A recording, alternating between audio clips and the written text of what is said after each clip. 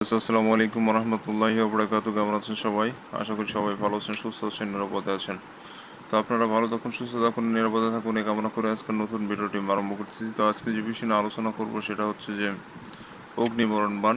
তো এই অগ্নিবরণ বাণটা কেন এর নাম অগ্নিবরণ বাণ হয়েছে এবং কিভাবে কাজ করে সেই বিষয় নিয়ে শিখাই দিব এবং কিভাবে কাজ করবেন না করবেন সব কিছু বুঝাই দেবো। সেই অনুযায়ী কাজ করলে আপনার শত্রু মারা যাবে। তো এটা অল্প সময়ের মধ্যে আপনার শত্রু শেষ হয়ে যাবে। যারা শত্রুর জ্বালা অতিষ্ঠ হয়ে গেছেন, শত্রু জ্বালায় বাঁচতে পারছে না, শত্রু আপনাকে বিপদগ্রামী করতেছে, আপনার বিভিন্ন ধরনের ক্ষতি করতেছে, গন্ডগোল মারামারি থেকে শুরু করে। সে আপনার পরিবারের কেউ হতে পারে বা পাড়া প্রতিবেশী বা একসাথে কাজ করেন যে কেউ হতে পারে। তো আপনি যদি দেওয়ালে পিঠ থেকে যায়, সেক্ষেত্রে যদি আর করার কিছু না থাকে, তার ক্ষমতার সাথে পাচ্ছেন না, এমন অবস্থায় আপনি যদি মরণ বাণটি প্রয়োগ করেন 100% কাজ করবে, এটা আমি তান্ত্রিক আপনাকে গ্যারান্টি দিলাম। শত্রু আব্বা বলার টাইম পাবে না, সে মারা যাবে 100%। এটা সম্পূর্ণরূপে গুপিত একটি কাজ। সঠিকভাবে সঠিক নিয়মে কাজ করবেন, 100% সফলতা অর্জন করতে পারবেন। তো বন্ধুরা, এটা অগ্নি মরণবাণ কেন হলো? তো বন্ধুরা, এটা আগুনের মাধ্যমে জ্বালিয়ে আপনি নকশাটা মূলত কাজ করতে পারবেন এবং কিতাবেও উল্লেখ করে দেওয়া আছে এটা অগ্নি মরণবাণ। তো যাই হোক, আর অগ্নি মরণবাণ কীভাবে কাজ করে, এটা শত্রু এমনভাবে কষ্ট পায় যে আপনি কল্পনাও করতে পারবেন না। তার ভিতরে কলিজা থেকে শুরু করে বিভিন্ন অঙ্গ গঠন সব কিছু আগুন দিয়ে জ্বালিয়ে পোড়ালে যে ব্যথাটা অনুভব করা যায়, ঠিক একইরূপ ব্যথা ওই শত্রুর ভিতরে হবে এবং সে ব্যথা পেতে পেতে আস্তে আস্তে শেষ হয়ে যাবে।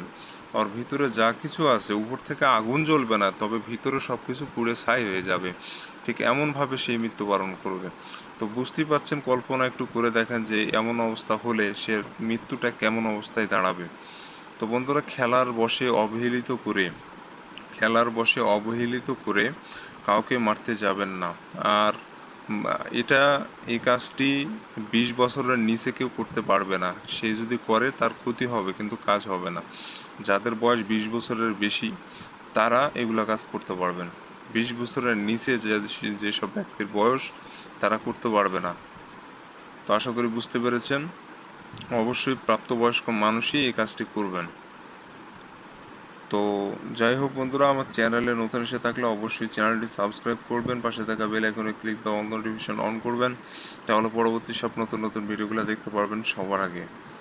তো আমি প্রত্যেকদিন একটা করে ভিডিও দিয়ে থাকি আপনাদের মাঝে। অবশ্যই শিক্ষণীয় বিষয়, চ্যানেলটি সাবস্ক্রাইব করে রাখবেন। তো স্ক্রিনে যে মূলত নকশাটা দেখতে পাচ্ছেন, এটাই সে বহুল পরীক্ষিত পুরাতন আদি নকশা। এই নকশার মাধ্যমেই আপনাদের কাজ করতে হবে। তো বন্ধুরা, সর্বপ্রথম আপনাকে বেশ কয়েকটা জিনিস সংগ্রহ করে রাখতে হবে। সেটা হচ্ছে আগুন ধরানোর জন্য যেসব দ্রব্য প্রয়োজন হয়, ফায়ার বক্স থেকে শুরু করে আগুন যে মাধ্যমে ধরাবেন সেই জিনিসটা রেডি করে রাখবেন এবং কাগজ নেবেন। সে কাগজের উপরে এই নকশাটা লিখতে হবে। আর একটা লাল কালির কলম কিনে আনবেন, সেই লাল কালি দিয়ে আপনাকে নকশাটা লিখতে হবে। আর একটা স্কেল নেবেন, স্কেলের মাধ্যমে ঘরগুলা সোজাভাবে সাজাবেন, কারণ এখানে তো ঘর সাজাতে হবে।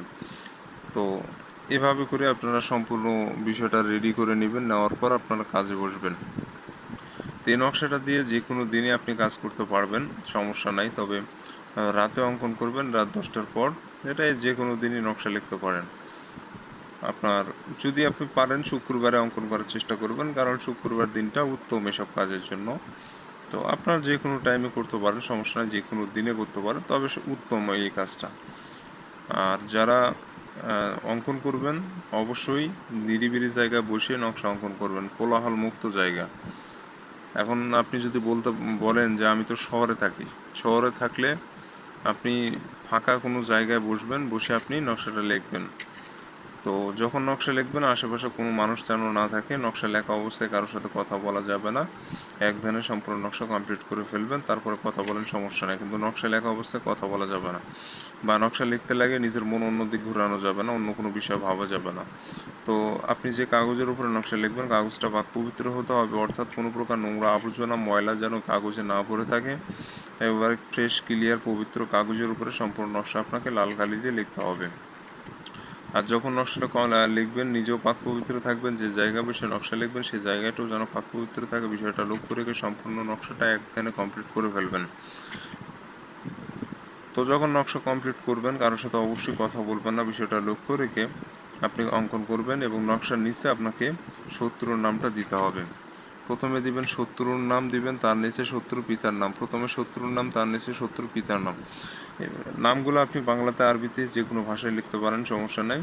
সুন্দর করে নাম পুরো নামটা দিয়ে দিবেন ওখানে, দেওয়ার পর সুন্দর করে নকশাটা প্রস্তুত করে নেবেন। প্রস্তুত হয়ে গেলে সূরায়ে নাস 3 বার পড়ে একটা ফু দিবেন নকশার উপরে। সূরায়ে নাস 3 বার পড়ে একটা ফু দিবেন নকশার উপরে। তো দিয়ে আপনার সম্পূর্ণ কাজ রেডি। এখন আপনি যে কোনো আগুনে এই নকশাটা পোড়ায় ফেলতে পারবেন, মোমবাতিতে আগুন ধরায় পোড়ায় ফেলতে পারেন, বা যে কোনো আগুনে নকশাটা এক কথায় পুরো ছাই করে ফেলবেন। আপনার কাজ শেষ, আর কিছু করতে হবে না, আপনি শুধু ফলাফলের জন্য অপেক্ষা করবেন। তো আশা করি বুঝতে পেরেছেন। আর যারা অনুমতি নেবেন চ্যানেল সাবস্ক্রাইব করে কমেন্টের নাম লিখবেন, অনুমতি পেয়ে যাবেন। কারণ ভাই আপনার নামই যদি না জানলাম তাহলে অনুমতি দেব কীভাবে, বিষয়টা বুঝতে হবে। আর যারা চ্যানেল সাবস্ক্রাইব করবে না তারা কখনোই অনুমতি পাবে না। চ্যানেল সাবস্ক্রাইব করে কমেন্টে নাম লিখে দিয়ে আপনি কাজ শুরু করে দেন, আপনাকে অনুমতি দেওয়াই আছে। আর যারা এই দুইটা যে কোনো একটা করবে না তারা অনুমতি পাবে না। তো আশা করি বুঝতে পেরেছেন। না বুঝলে কমেন্টে জানাবেন। আর স্ক্রিনে যে নম্বর, এটা আমার ইমো নম্বর, যে কোনো প্রয়োজনে যোগাযোগ করতে পারবেন। ভালো থাকবেন, সুস্থ থাকবেন। দেখা হচ্ছে পরবর্তী কোনো এক নতুন ভিডিওতে।